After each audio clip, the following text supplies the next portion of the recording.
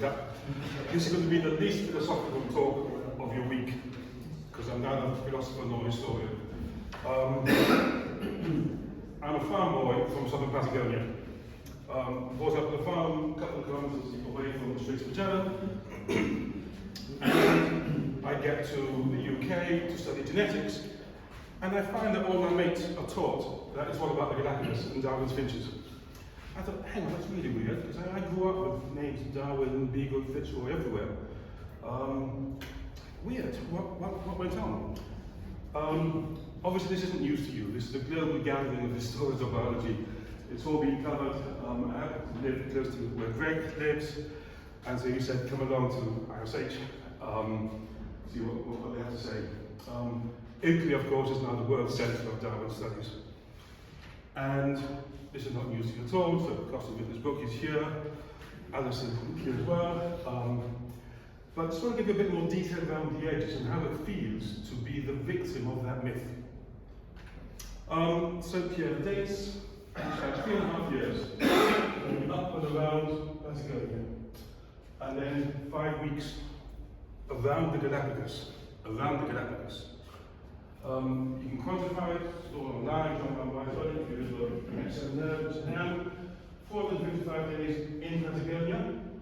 The northern limits of Patagonia is much debated, but these were 455 days south of that line, and 35 around the Galapagos.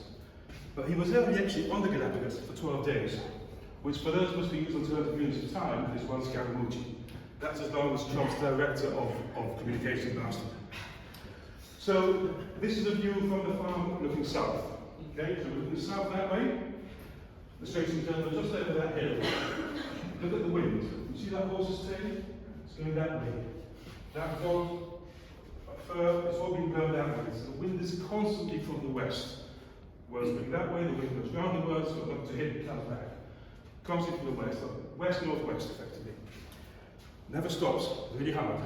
And ice skating is great fun. Your dad takes you to one end of an east-west lagoon, and you open your coat and you're charging down and pick up the bottom. You're on the farm, you're going to make your own entertainment. In short, of course.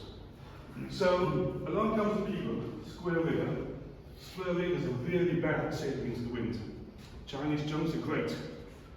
Square riggers are not. So the Brits kind of got that wrong.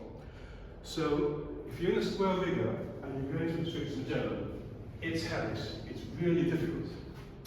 Maybe it gets even worse. There's all these islands, when the tide goes down, the water takes longer to drain, and you're literally sailing uphill.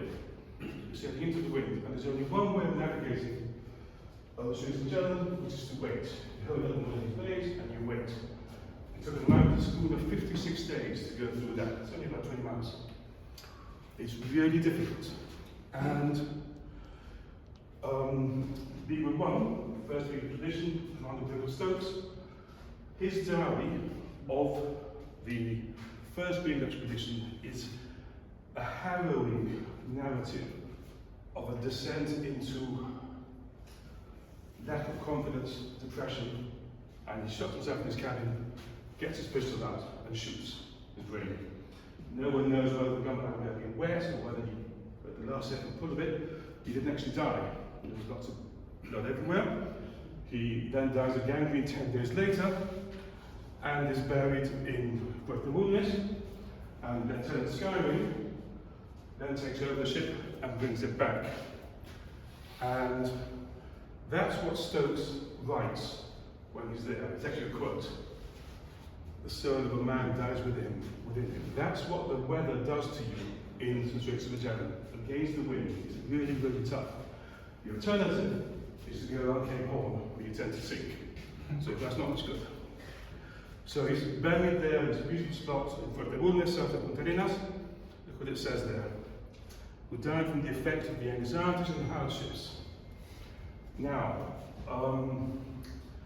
Admiral Parker King was in Rio. Parker King was the surveyor of Australia. The umpire got the best to do the surveying. Parker King says, clear the Stokes down and Beagle 1 to do the surveying. Parker King's Admiralty report doesn't mention suicide because His Majesty's Navy doesn't do that kind of thing. Beaufort, who was what we now call the program director of Project Beagle, he knew So when both thought goes out